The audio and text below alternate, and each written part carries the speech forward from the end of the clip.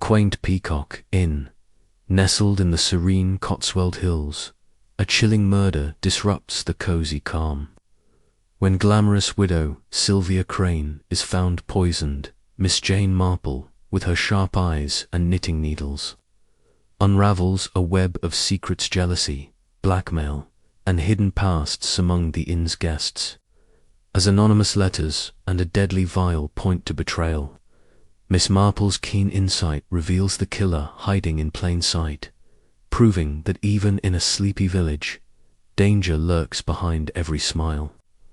Chapter 1. Arrival at the Peacock Inn. The late afternoon sun cast a golden glow over the village of Chipping Norton, its honey-coloured stone cottages nestled snugly in the folds of the Cotswold Hills. At the heart of the village stood the Peacock Inn, a venerable establishment with a low-beamed ceiling and ivy that clung possessively to its weathered walls. The inn's sign, depicting a proud peacock in faded blues and greens, swayed gently in the October breeze as a taxi crunched to a halt on the gravel drive. Miss Jane Marple, her small suitcase in one hand and her trusty knitting bag tucked under her arm, stepped out with the careful precision of one accustomed to observing her surroundings. Her neat, bird-like figure, clad in a tweed skirt and a sensible cardigan, belied the sharpness of her gaze, which flickered over the inn's mullioned windows and the rose bushes flanking the entrance. She had been summoned by her old friend Mrs. Elspeth Hartley, a widow of cheerful disposition and a tendency toward dramatic pronouncements, who had taken temporary residence at the inn while her cottage in nearby Lower Barton underwent repairs. "Jane, my dear," Mrs. Hartley's voice rang out as she bustled from the inn's oak-panelled porch, her round face flushed beneath a slightly askew hat. "You're a sight for sore eyes. I was beginning to think you'd missed the turning it's dreadfully easy to do in these parts." Miss Marple smiled, her eyes crinkling with warmth. "Not at all, Elspeth. The driver was most competent, and have always found country lanes rather charming."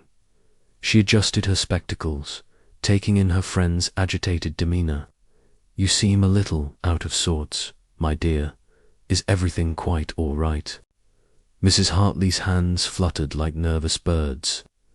"Oh, Jane, it's this place. It's lovely, of course, such a cosy inn, but there's something not quite right. I can't put my finger on it, but you'll see what I mean. You always do."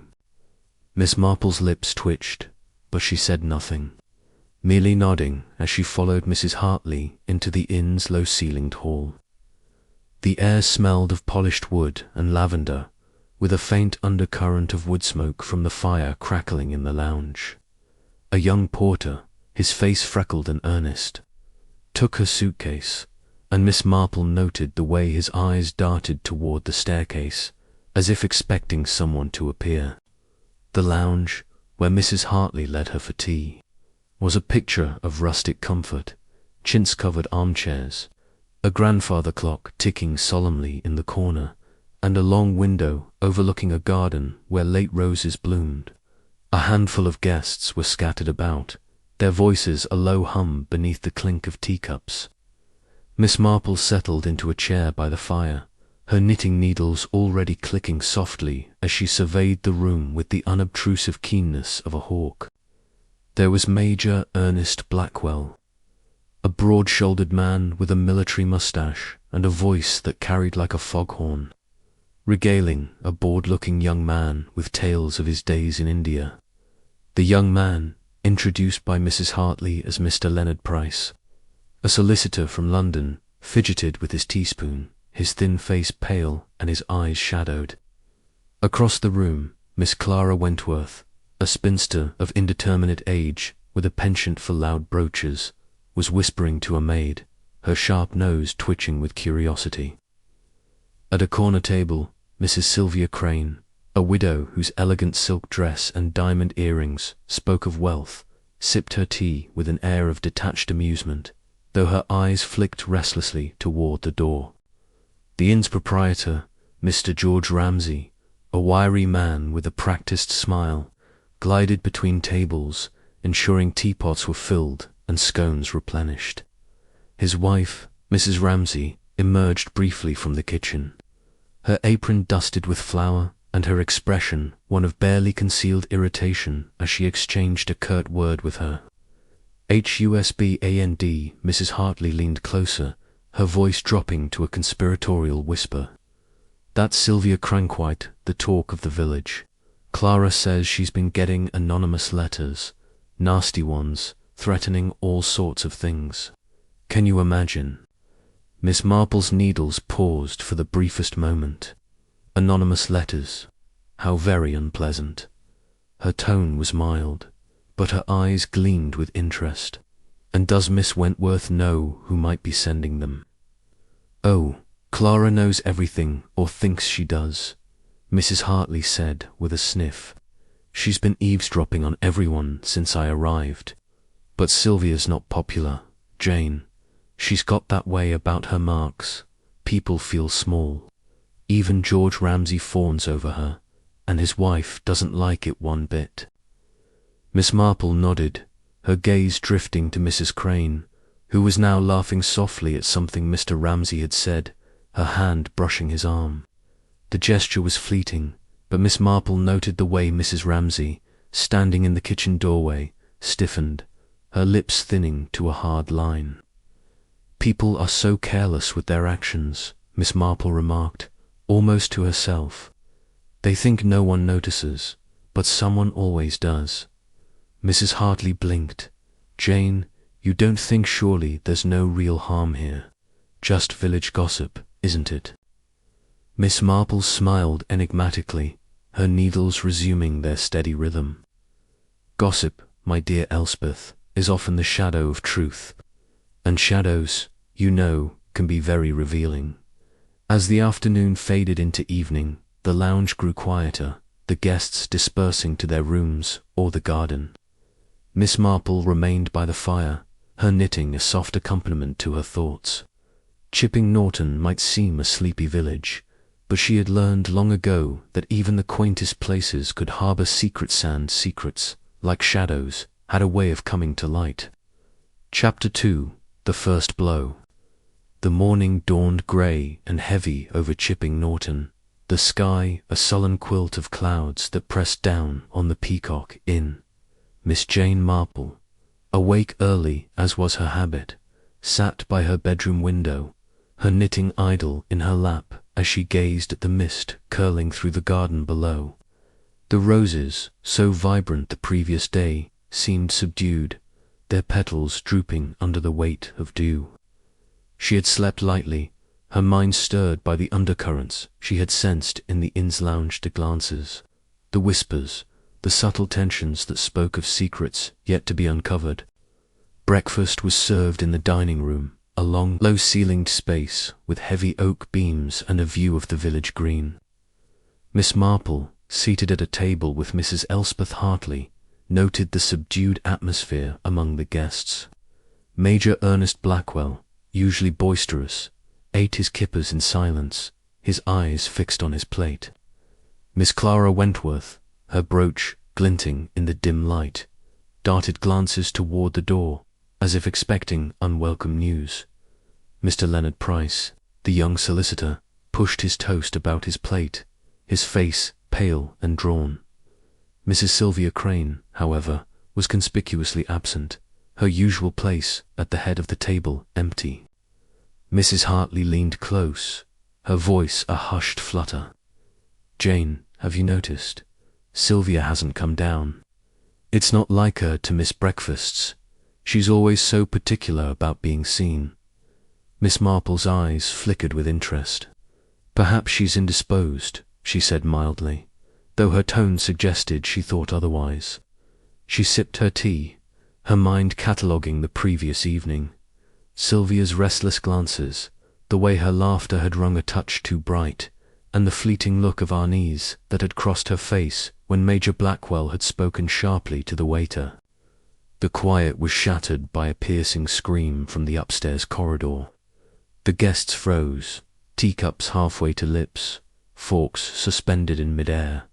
Mr. George Ramsay, the inn's proprietor, appeared in the doorway, his face ashen. "It's Mrs. Crane," he stammered. She's dead." A murmur of shock rippled through the room. Miss Wentworth gasped, clutching her napkin, while Mr. Price's fork clattered to his plate. Major Blackwell rose, his military bearing momentarily restored, and barked, "Good God, man, what happened?" Miss Marple set down her teacup with deliberate care, her expression serene but her eyes alert. Mrs. Hartley gripped her arm. "Jane, did you hear? Dead. Oh, this is dreadful." The dining room emptied as the guests hurried upstairs, drawn by curiosity and dread. Miss Marple followed at a measured pace, her knitting bag tucked under her arm, her mind already sifting through possibilities. The corridor outside Sylvia Crane's room was crowded with guests and staff, the air thick with whispers. A maid, her face streaked with tears, stood wringing her hands, while Mrs. Ramsay, the cook, hovered at the edge of the group, her expression unreadable.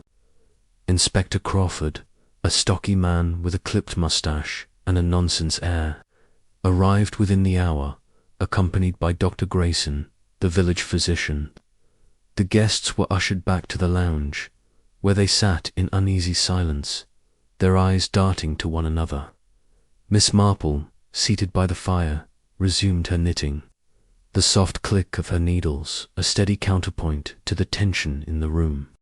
Dr. Grayson emerged from Sylvia's room, his face grim. "Poison," he announced to Inspector Crawford, who stood taking notes with a frown. "Cyanide, I'd wager, judging by the smell of bitter almonds and the state of her. She drank it, likely in that brandy glass by her bed. Death would have been quick minutes, at most." Inspector Crawford's eyes narrowed. Brandy glass. Was she in the habit of drinking? Mr. Ramsay, standing nearby, nodded eagerly. "Oh yes, sir. Mrs. Crane always had a glass of brandy before bed. Said it helped her sleep." Miss Marple's needles paused briefly. She recalled Sylvia's habit, mentioned casually by Mrs. Hartley the previous evening, and the way the widow had clutched her glass at dinner, her fingers tightening as if it were a lifeline. A regular habit, Miss Marple murmured to herself, and habits are so very convenient for someone with ill intent. Inspector Crawford began his questioning, his tone brisk and authoritative. He started with Miss Wentworth, who admitted, with a nervous flutter, to seeing a figure in the corridor near Sylvia's room the previous night. "It was dark," she said, her voice trembling. "I couldn't see who it was, just a shadow, moving quickly toward the stairs." The inspector pressed her, but she could offer no more details, her hands twisting in her lap. Major Blackwell, when questioned, claimed he'd been in his room all evening, reading military memoirs. Mr. Price, his voice barely audible, said he'd retired early.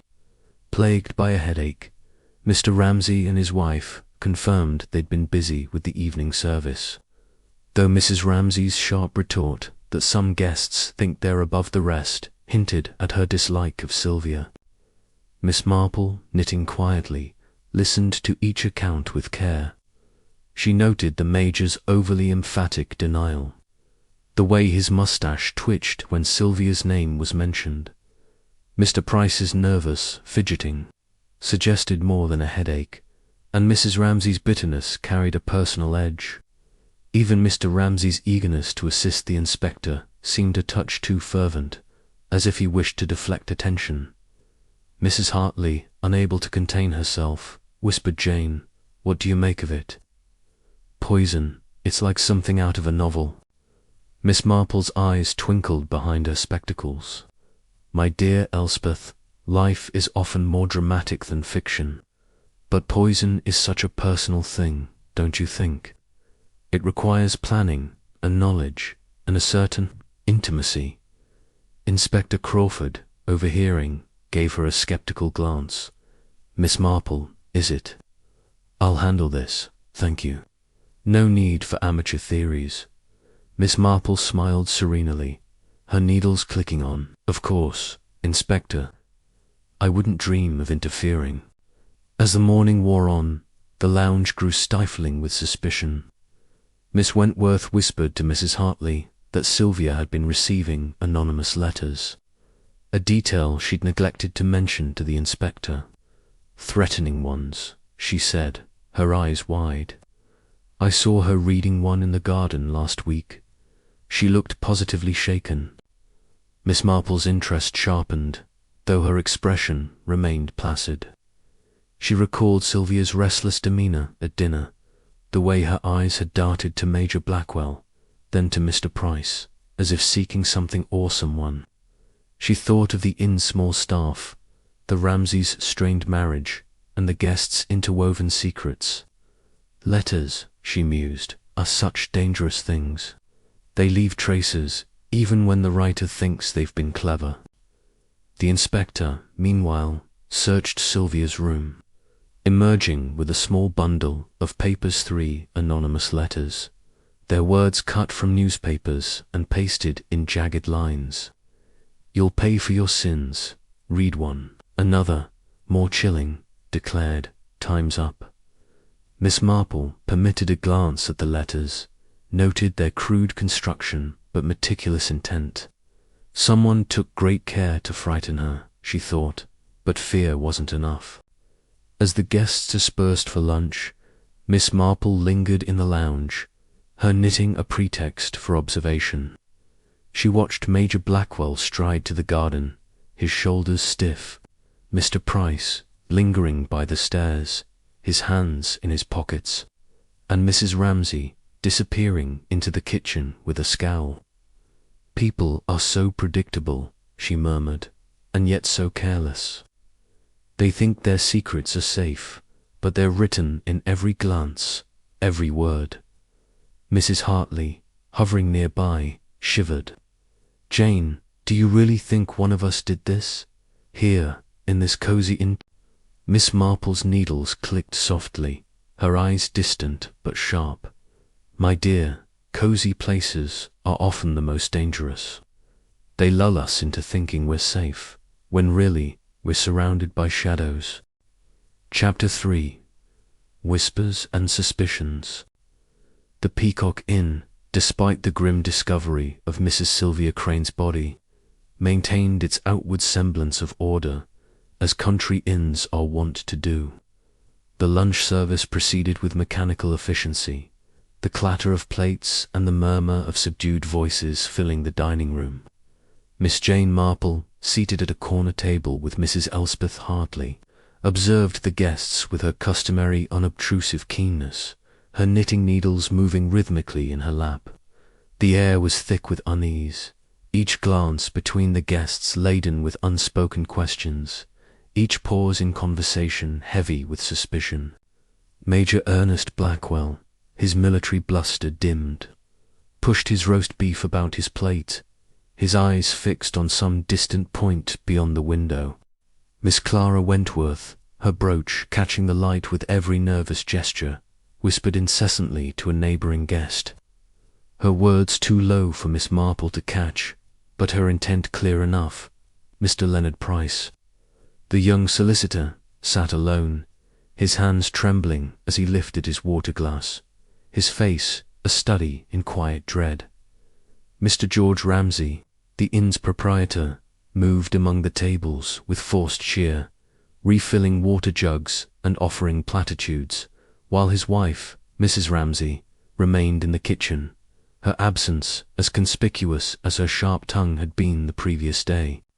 Mrs. Hartley, her appetite diminished, leaned toward Miss Marple. Jane, it's simply dreadful, isn't it? Everyone's looking at everyone else as if they're hiding a bottle of poison in their pocket. Do you think the inspector will find the culprit soon? Miss Marple's eyes twinkled behind her spectacles, though her expression remained serene. Inspector Crawford is a thorough man, Elspeth, but thoroughness is not always enough. People are so good at hiding what they don't wish to be seen. Her words were interrupted by the arrival of Inspector Crawford himself, who entered the dining room with a purposeful stride, his notebook tucked under his arm. He had spent the morning interviewing the staff and searching the grounds, and his face bore the strained look of a man grappling with too many threads and too few answers. He paused by the fireplace, addressing the room with a brisk authority. "I'll need to speak with each of you again this afternoon. We've found evidence that Mrs. Crane's death was no accident, and those letters suggest someone here had a grudge. If anyone knows anything at all, now's the time to speak." A murmur rippled through the room, but no one spoke up. Miss Marple noted the way Major Blackwell's jaw tightened, how Mr. Price's hand froze on his glass, and the fleeting glance Miss Wentworth cast toward the kitchen door. Silence, she thought, is often more revealing than words. After lunch, as the guests dispersed, Miss Marple lingered in the lounge, her knitting a pretext for observation. She overheard Miss Wentworth, now seated with Mrs. Hartley, recounting a tale of Sylvia's past with the relish of a born gossip. "She was no saint, you know," Miss Wentworth said, her voice low but eager. "They say her husband's business wasn't entirely above board, something about shady investments.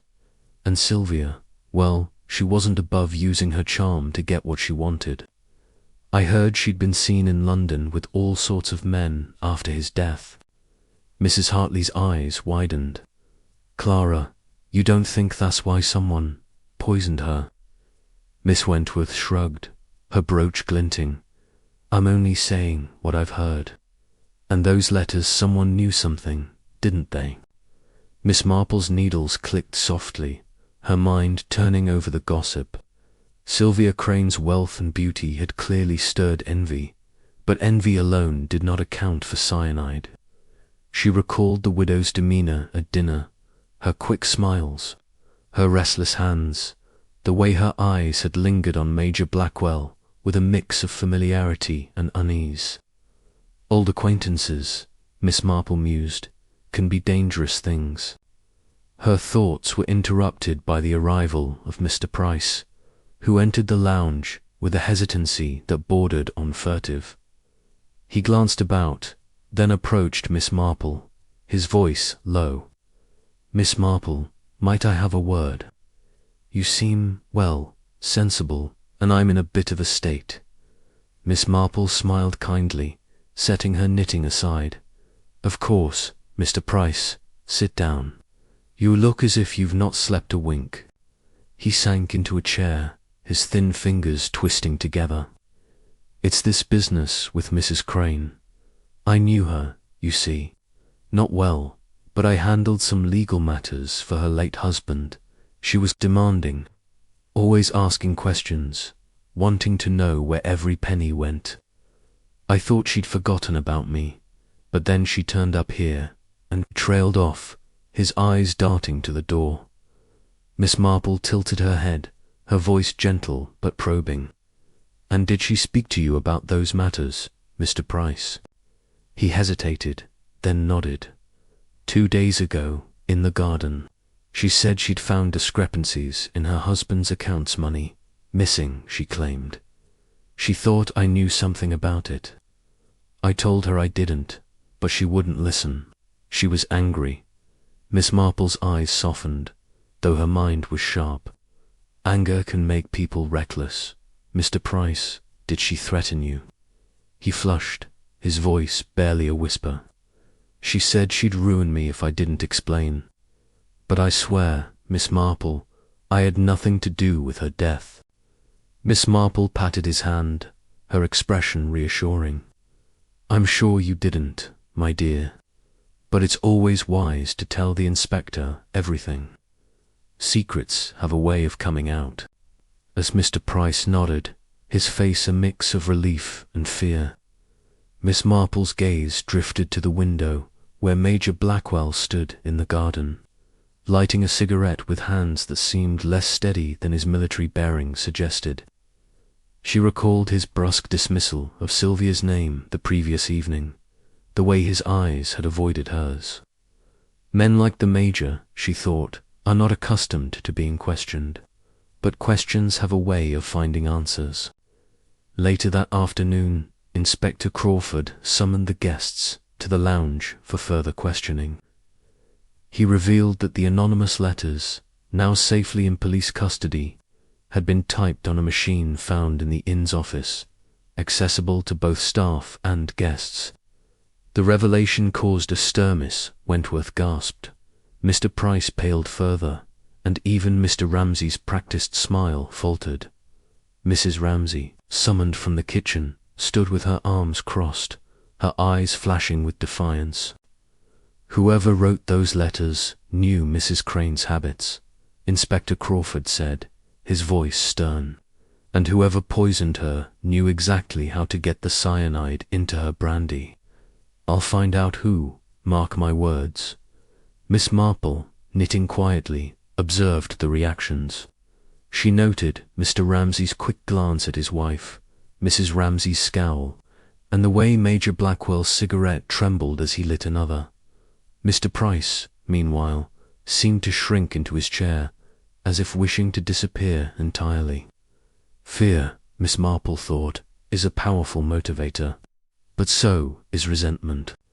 As the guests were dismissed, Mrs. Hartley whispered, "Jane, do you think the inspector's right? Was it someone here?" Miss Marple's needles clicked steadily, her voice soft but certain. "My dear Elspeth, in a place like this, it's always someone close. The trick is knowing what they're hiding and why." The afternoon faded into a chilly evening, the Peacock Inn's lights glowing warmly against the gathering dusk. But beneath its cosy facade, Miss Marple sensed a web of secrets tightening, each thread leading closer to the truth and to the heart of a murderer. Chapter 4. A Clue in the Kitchen. The Peacock Inn, though shaken by the tragedy of Mrs. Sylvia Crane's poisoning, clung to its routine with the stubborn resilience of country life. The morning after Inspector Crawford's pointed inquiries, the guests gathered for breakfast in a dining room that felt smaller, as if the walls themselves were closing in with suspicion. Miss Jane Marple, seated by a window overlooking the mist-draped garden, sipped her tea with her usual composure, her knitting bag at her side. Her sharp eyes, however, missed nothing. The way Major Ernest Blackwell's fork hesitated before each bite, the nervous flutter of Miss Clara Wentworth's hands, and the strained silence of Mr. Leonard Price, who seemed to shrink further into himself with each passing hour.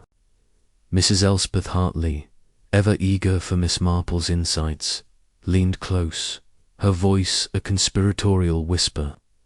"Jane, it's simply ghastly, isn't it? Everyone's on edge, and I swear I saw Mr. Ramsay whispering to that maid something about the police. Do you think he's hiding something?" Miss Marple's needles clicked softly, her expression serene but her mind alert. "People often whisper when they're afraid, Elspeth, but it's what they don't say that matters most." Her gaze drifted to the kitchen door, where Mrs. Ramsay's sharp voice could be heard berating a scullery maid over a broken dish. Mrs. Ramsay, for instance, seems rather more upset than one might expect over a mere guest's death. The morning's routine was disrupted when Inspector Crawford, his face set in a grim line, emerged from Sylvia's room with a new piece of evidence, a small, folded note found tucked inside a book on her bedside table. It was not one of the typed anonymous letters, but a handwritten scrawl. Its ink smudged but legible. "You can't hide forever." The inspector, sharing this with the guests in the lounge, watched their reactions closely, but no one admitted to recognizing the handwriting. Miss Marple, knitting quietly in her corner, noted the way Mr. Price's fingers twitched and the quick glance Major Blackwell shot toward the window, as if seeking escape. After breakfast, Miss Marple excused herself, citing a desire to stretch her legs. In truth, her destination was the inn's kitchen, a bustling domain of copper pots and the sharp scent of onions. She entered under the pretense of complimenting Mrs. Ramsay on the previous day's scones, her manner so disarming that the cook, though flustered, could hardly object. "They were quite delightful, Mrs. Ramsay," Miss Marple said, her eyes crinkling with warmth. "You have a real gift for baking." Mrs. Ramsay, her apron dusted with flour, managed a tight smile, her hands scrubbing a pot with unnecessary vigour. "Thank you, Miss Marple. It's just my job, you know, keeping this place running." Her tone was curt, but her eyes darted nervously toward a shelf above the sink.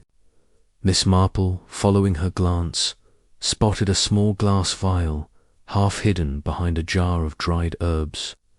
It was empty, its label faded but bearing traces of a chemical odour that prickled her nostrils.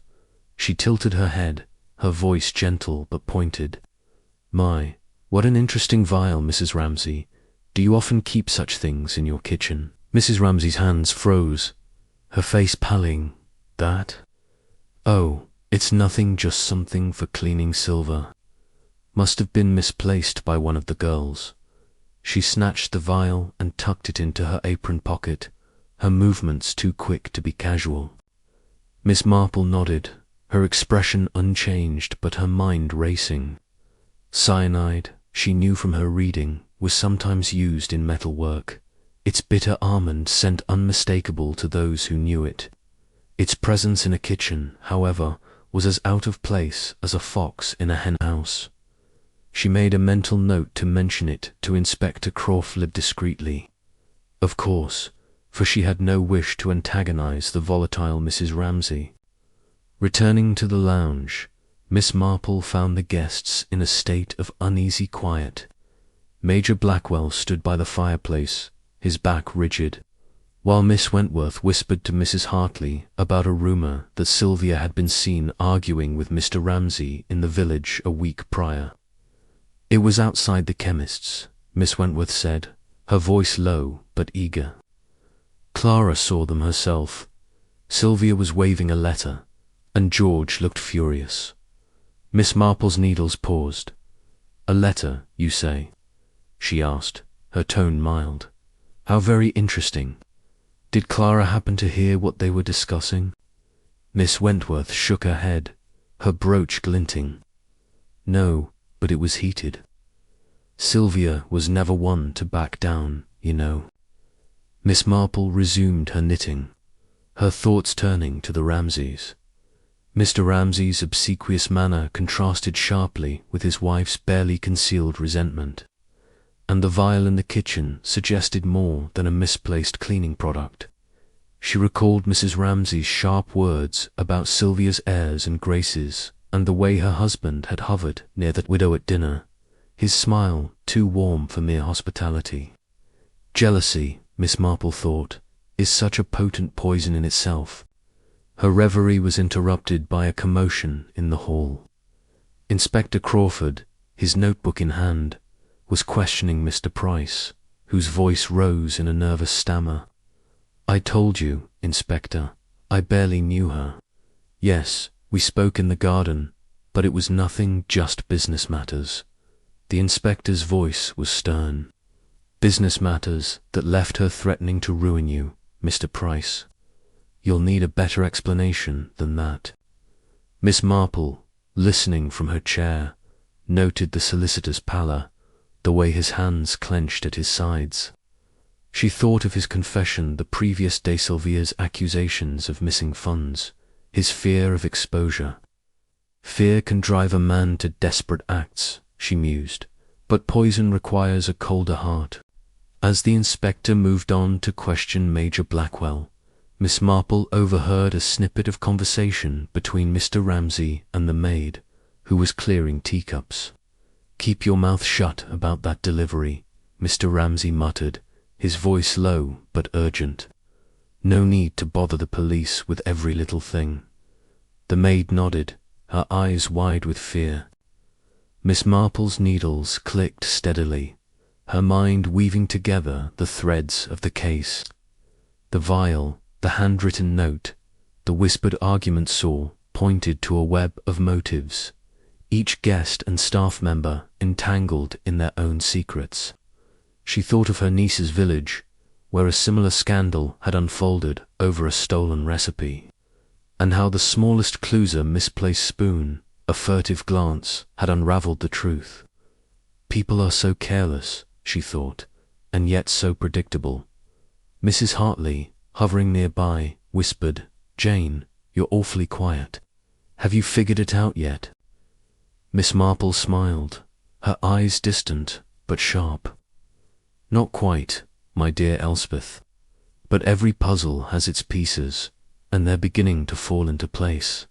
As the afternoon wore on, the Peacock Inn seemed to settle into a tense calm, its cosy facade masking the currents of fear and suspicion within. Miss Marple, her knitting a steady rhythm, knew that the truth was close hidden, perhaps in a glance, a word, or a vial tucked hastily away. Chapter 5. The Major's Secret. The Peacock Inn, though bathed in the soft glow of a late autumn afternoon, seemed to harbour a chill that no fire could dispel. The guests, confined by Inspector Crawford's ongoing investigation, moved through the inn's oak-panelled rooms with the wariness of actors on a stage, each conscious of being watched. Miss Jane Marple, seated in the lounge with her knitting, observed this silent drama with her usual quiet intensity, her needles clicking like a metronome as her sharp eyes darted from face to face. The discovery of the vial in the kitchen had sharpened her suspicions, but it was the undercurrents of guilt and fear among the guests that held her attention now. Mrs. Elspeth Hartley, ever her companion, sat beside her, her hands fidgeting with a lace handkerchief. "Jane, it's unbearable," she whispered.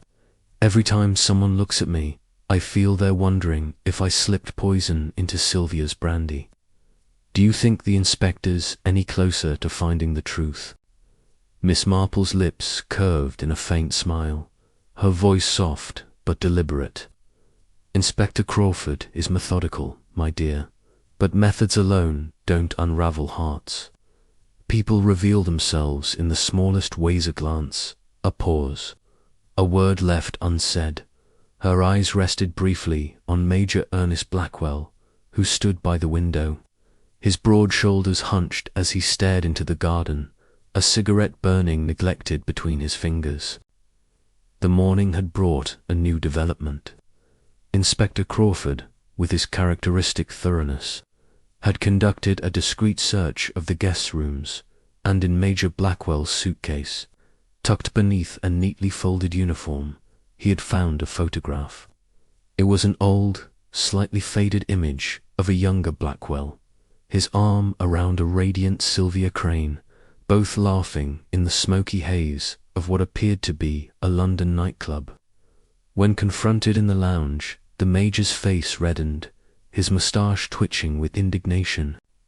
"An old acquaintance, nothing more," he blustered, his voice echoing through the room. "Haven't seen her in years, decades even. That photograph's ancient history." Inspector Crawford, unmoved, held up the photograph, his eyes narrowing. "Yet you kept it, Major. Care to explain why?" Blackwell's hands clenched, his military bearing faltering. "Sentimental nonsense. Found it when I was packing for this trip. Meant to toss it out, but I forgot." Miss Marple, knitting quietly, noted the tremor in his voice, the way his eyes avoided Sylvia's image. Sentiment, she thought, is a powerful thing, but it can curdle into something darker. She recalled a case in her niece's village, where a keepsake locket, not a photograph, had betrayed a long-buried grudge. The Major's discomfort suggested more than nostalgia. Miss Wentworth, ever eager to fan the flames of gossip, leaned toward Mrs. Hartley, her voice a stage whisper. "I always thought there was something between them. Sylvia had a way of collecting men, never let them go entirely." Her brooch glinted as she gestured, her eyes bright with speculation. Mrs. Hartley gasped. "Clara, You don't think the Major?" Miss Marple interjected gently, her tone disarming. "My dear Clara, you've a keen eye for detail. Did you ever see the Major and Mrs. Crane together here at the inn? Perhaps a conversation, a look?" Miss Wentworth hesitated, then nodded. "Well, now that you mention it, I did see them in the garden a few evenings ago." Sylvia was laughing, but the Major looked, well, cross. He kept his voice low, but I could tell he wasn't pleased. Miss Marple's needles clicked steadily, her mind filing away this tidbit. She recalled the Major's expertise in chemistry, mentioned casually by Mrs. Hartley during TA relic of his military service, where he'd handled explosives and compounds with a scientist's precision. Cyanide, she mused, would be no stranger to a man like that. But motive is everything. Her thoughts were interrupted by Mr. Leonard Price, who entered the lounge with the air of a man bracing for a storm. His face was pale, his eyes shadowed, and he avoided looking at the Major, instead hovering near the door as if contemplating flight. Miss Marple, ever attuned to such hesitations, beckoned him over with a kindly smile. "Mr. Price, you look quite unwell. Would you care to join us for a moment?" He hesitated, then sat, his hands twisting in his lap. "It's all this talk, Miss Marple. The inspector keeps asking about Sylvia Mrs. Crane and I've told him everything I know. I can't help feeling." Watched. Miss Marple's eyes softened, though her gaze was piercing. "It's natural to feel uneasy, my dear. But you mentioned Mrs. Crane's accusations about her husband's accounts. Did she ever hint at who else might have known about those discrepancies?" Price swallowed, his voice low. "She said something about the Major implied he'd been involved in her husband's business years ago.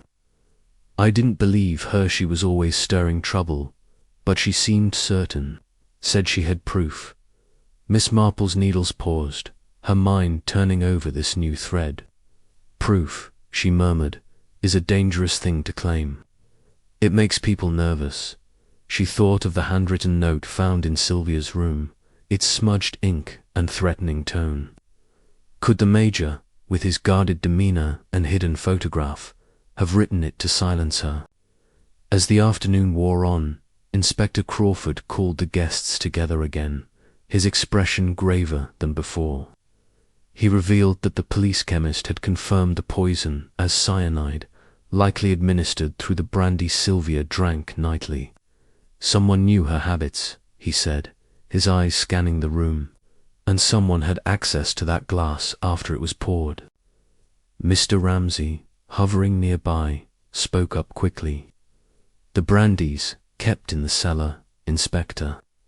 Anyone could have tampered with it, guest staff, anyone."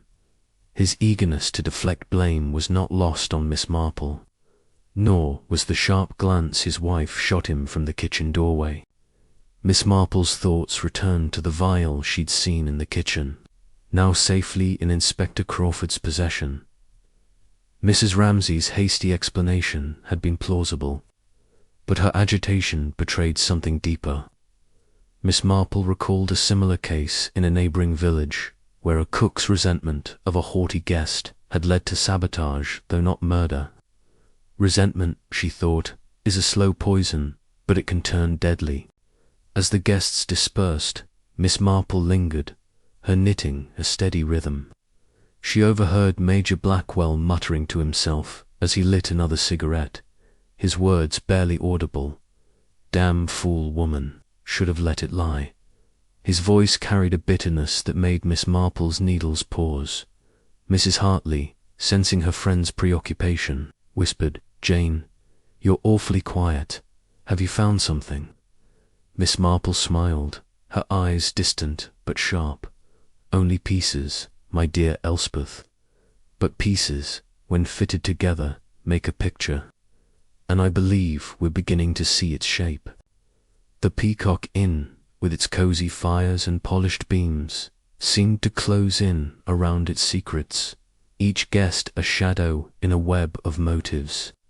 Miss Marple, her knitting bag at her side, knew the truth was near hidden, perhaps in a photograph, a word, or a heart too long burdened by the past. Chapter 6. The Solicitor's Burden. The Peacock Inn, though cloaked in the deceptive calm of a Cotswold evening, pulsed with an undercurrent of dread that no amount of firelight could dispel.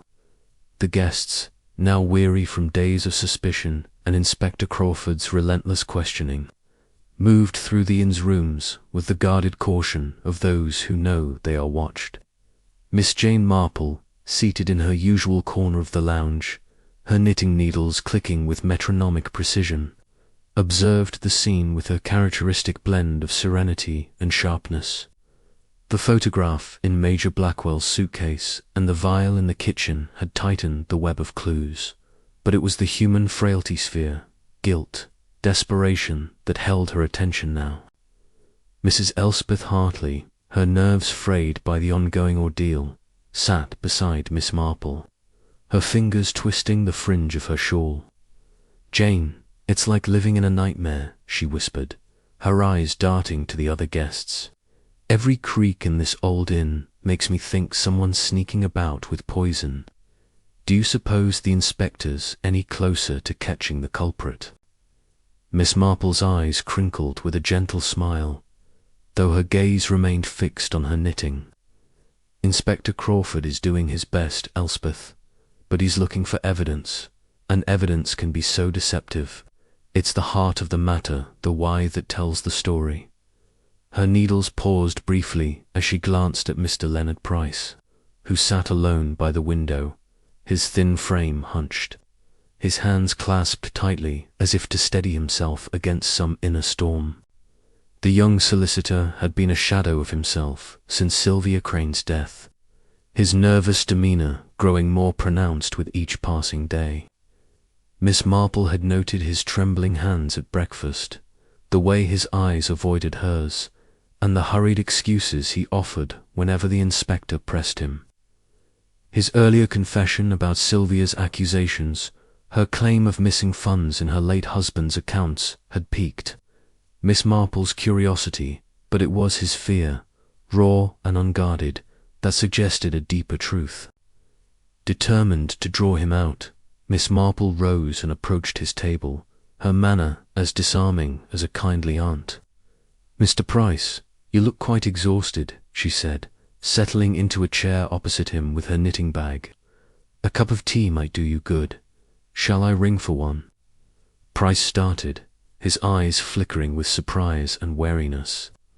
"Oh, Miss Marple, that's kind of you, but I'm fine, really." His voice was strained, and his fingers twisted a napkin into knots.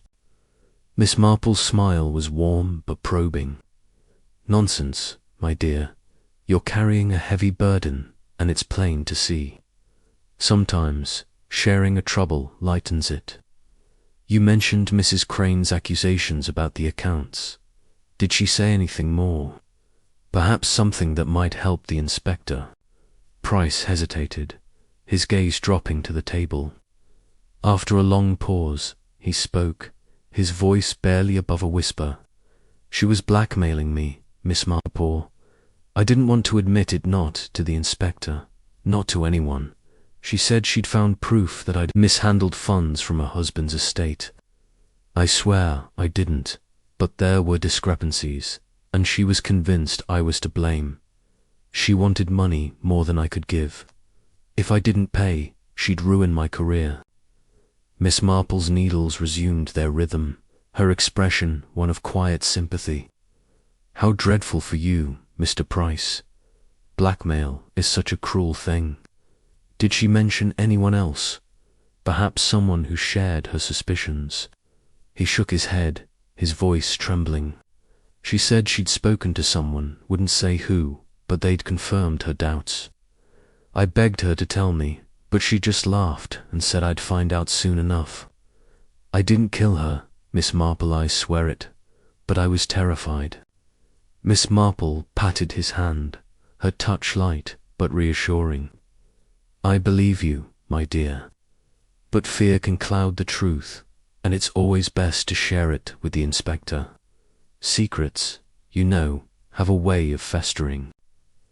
As Price nodded, his face a mix of relief and dread, Miss Marple's thoughts turned to Sylvia's cryptic words.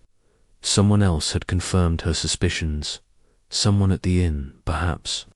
Her mind flicked to Major Blackwell, whose photograph suggested a past connection, and to Mr. Ramsay, whose whispered exchange with the maid had hinted at hidden dealings.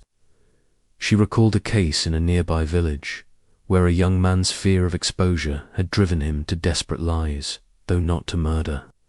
Fear, she mused, is a powerful spur, but poison requires calculation. Her reverie was broken by the arrival of Miss Clara Wentworth, who bustled into the lounge with her usual air of eager gossip. "Jane, Elspeth, have you heard?" she said, her brooch glinting as she leaned forward. "The inspector's been asking about a delivery to the Insom package that arrived last week.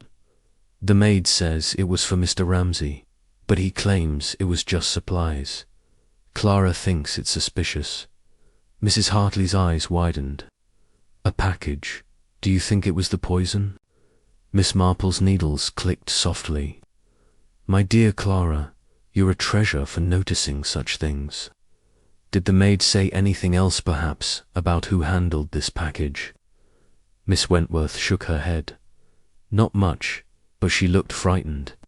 And Mrs. Ramsay was furious when the inspector asked about it, said it was none of his business." Miss Marple's mind returned to the vial in the kitchen.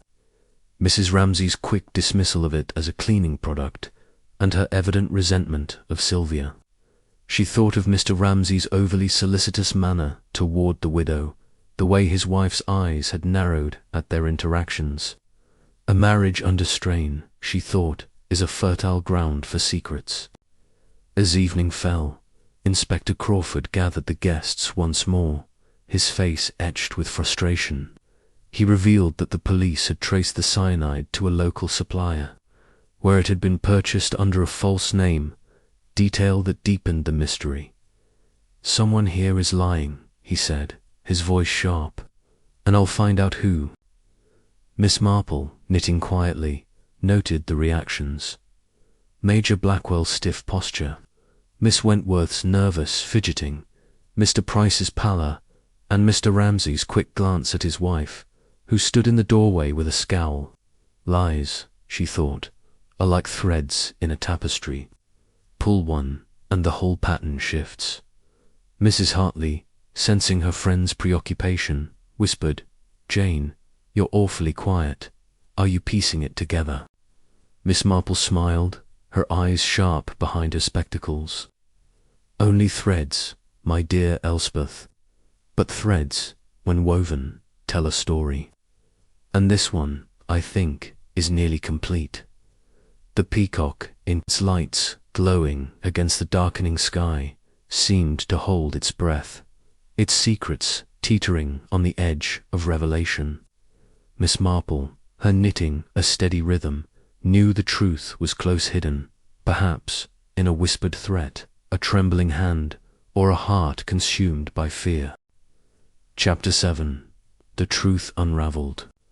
The Peacock Inn, bathed in the soft glow of evening lamps, seemed to hold its breath as the weight of Sylvia Crane's murder pressed upon its oak-panelled walls. The guests gathered in the lounge for what Miss Jane Marple had proposed as a game of bridge, sat in a tense circle, their cards untouched, their eyes darting with suspicion.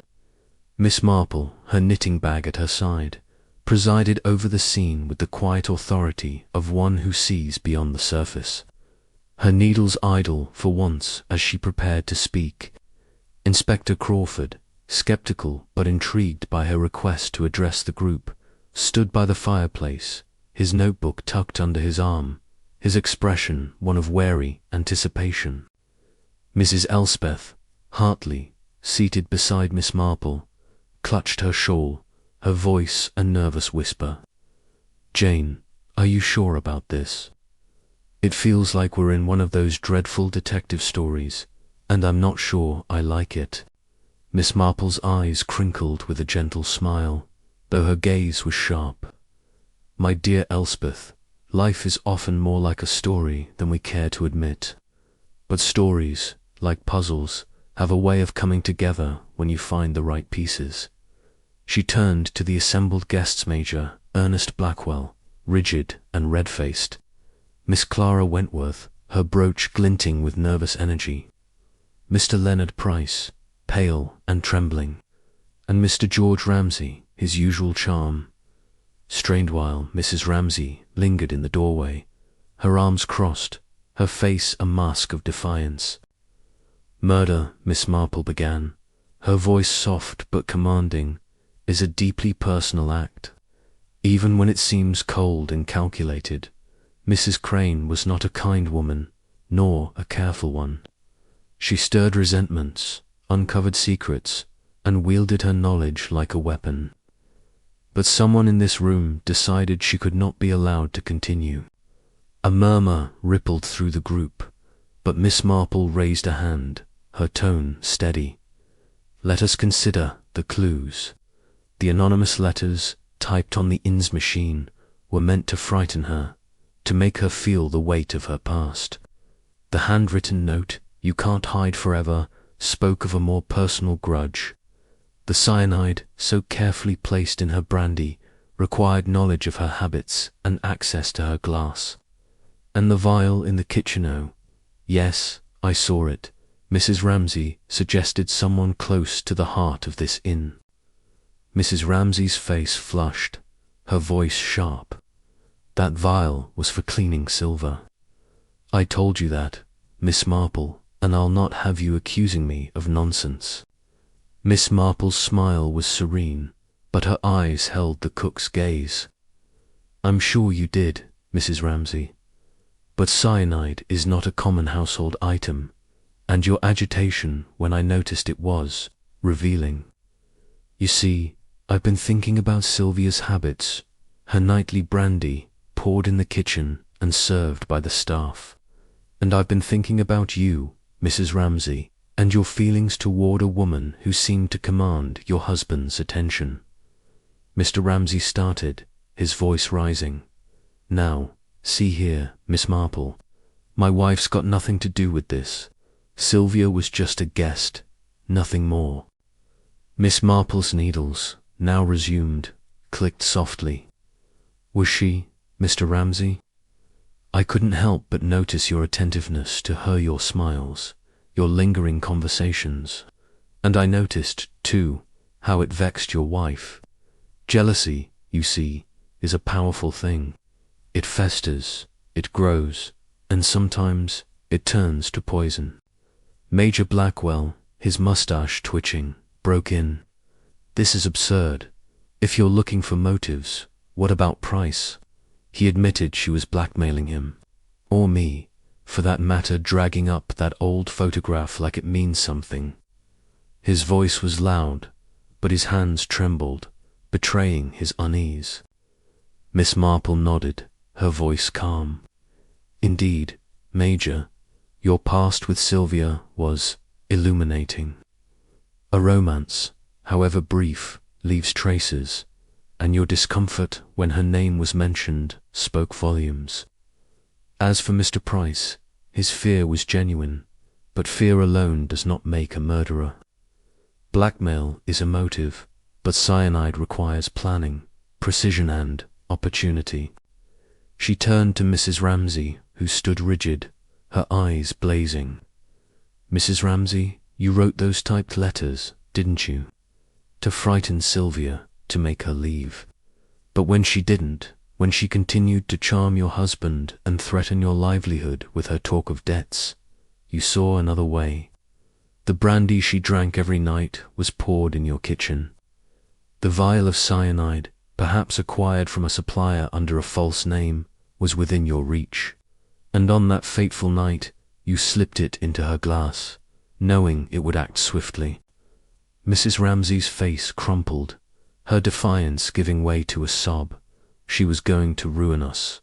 She knew about our debts, George's foolish investments. She said she'd tell everyone, make us a laughingstock.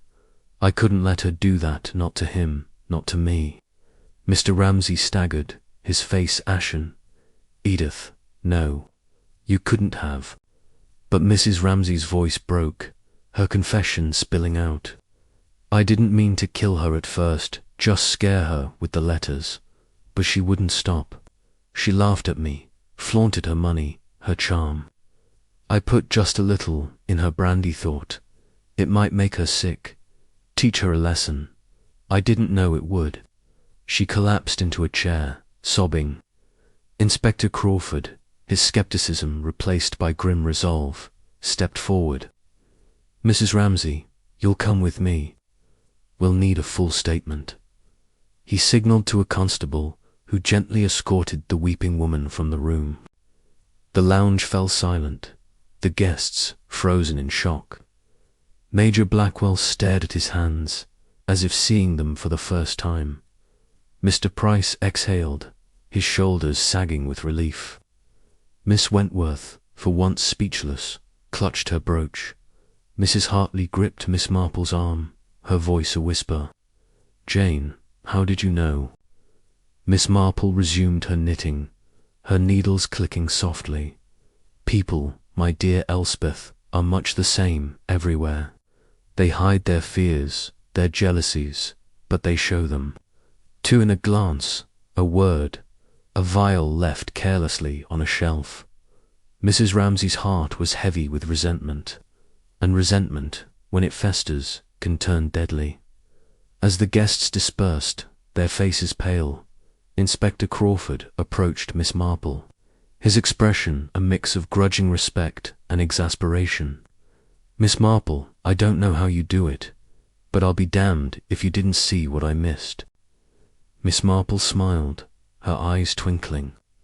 I merely watch, Inspector. People are so very good at telling their own stories, if you know where to look. The Peacock Inn's cozy facade, now tinged with tragedy, seemed to sigh as the truth came to light. Miss Marple, her knitting bag tucked under her arm, knew that Chipping Norton would talk of this for years, but for now, the shadows had been dispelled, and the truth, like her knitting, had found its pattern. Chapter 8. Departure from Chipping Norton. The Peacock Inn, its ivy-clad walls bathed in the pale light of a late October morning, stood as serene as ever, its outward calm belying the storm of secrets that had unravelled within. The arrest of Mrs. Ramsay had cast a sombre hush over the establishment, and the guests, though relieved of the burden of suspicion, moved with a quiet unease, as if the very air still held traces of the tragedy. Miss Jane Marple, her small suitcase packed and her knitting bag tucked under her arm, prepared to depart Chipping Norton, her mission, however unofficial, complete. Mrs. Elspeth Hartley, her face a mixture of awe and lingering shock, stood with Miss Marple in the inn's oak-panelled hall, watching as the young porter loaded her suitcase into the waiting taxi. Jane, I simply don't know how you do it, she said, her voice trembling with emotion. To think it was Mrs. Ramsay all along. I'd have never guessed, never. How did you see it so clearly? Miss Marple's eyes crinkled with a gentle smile, her spectacles glinting in the morning light. My dear Elspeth, I don't see anything others cannot. I simply watch and listen and think. People are so very much alike. You know, whether in a grand city or a quiet village like Chipping Norton. Their fears, their jealousies, their little vanities, they wear them like cloaks, visible to anyone who looks closely. Mrs. Hartley shook her head, her hat slightly askew. But the way you pieced it together, the vial, the letters, her resentment of Sylviette's, like something out of one of those clever books. I suppose you've seen this sort of thing before. Miss Marple's needles, poking out of her knitting bag, gleamed faintly. Oh yes, in my niece's village, there was a woman not unlike Mrs. Ramsay, proud, hard-working, but consumed by envy when a newcomer caught her husband's eye. It didn't end in murder, mind you, but a ruined cake and some harsh words came close. Human nature, Elspeth, is a pattern, and once you know the stitches, it's not so hard to follow. The hall was quiet, the other guests keeping their distance. Major Ernest Blackwell, his military bluster subdued, had left early for London, his suitcase no doubt lighter without the weight of that old photograph. Miss Clara Wentworth, her appetite for gossip temporarily sated, had retreated to her room, her brooch no longer glinting with quite the same fervour. Mr. Leonard Price, his fear of exposure eased by Mrs. Ramsay's confession, had offered Miss Marple a shy nod of gratitude before slipping away to settle his nerves with a walk in the village. Mr. Ramsay, his face drawn and his charm extinguished, was in the office, grappling with the fallout of his wife's actions. Inspector Crawford, too, had paid his respects before departing, his earlier scepticism replaced by a grudging admiration. "Miss Marple," he'd said, tipping his hat, "I'll not pretend to understand how you got there before me, but I'm glad you did. Saved me a deal of trouble, though I'll be hearing about it at the station for months." Miss Marple had smiled, her voice mild. "You did all the hard work, Inspector. I merely pointed out what was already there." Now, as the taxi idled outside, Miss Marple took a final look at the Peacock Inn. Its mullioned windows reflected the grey sky, and the roses in the garden, though faded, still clung to their thorns. She thought of Sylvia Crane, whose beauty and sharp tongue had stirred such deadly resentment, and of Mrs. Ramsay, whose jealousy had woven a trap of her own making. "Such a pity," Miss Marple murmured, "that people let their hearts lead them to such dark places." Mrs. Hartley, catching her words, frowned. "Do you think the inn will ever be the same, Jane, after all this?" Miss Marple tilted her head, her gaze distant but kind. "Places like this are resilient, my dear. They carry on, as villages do, with their gossip and their secrets. In a year, Chipping Norton will talk of this as a story, not a wound. But I dare say Mr. Ramsay will think twice before smiling too warmly at his guests." Mrs. Hartley laughed, a nervous sound that broke the tension. "Oh, Jane, you're impossible. Will you come back, do you think? To visit, I mean, once my cottage is ready?" Miss Marple's smile widened. "Perhaps, Elspeth, but I suspect Chipping Norton will be glad of a little quiet after my visit." She stepped into the taxi, settling her knitting bag beside her as the driver closed the door. The Peacock Inn receded in the distance, its sign swaying gently in the breeze, the peacock's faded colours a silent witness to the drama within. Miss Marple leaned back, her thoughts drifting to the familiar comforts of her own home, where her garden and her neighbours awaited. People, she mused, are so very predictable, and yet so endlessly surprising. As the taxi wound through the Cotswold Hills, the village of Chipping Norton faded into the mist, its secrets laid bare by a quiet spinster with a knack for seeing what others missed. The Peacock Inn would endure, as would its stories, but for now, Miss Marple's work was done, and the truth, like a well-knit scarf, had found its proper shape.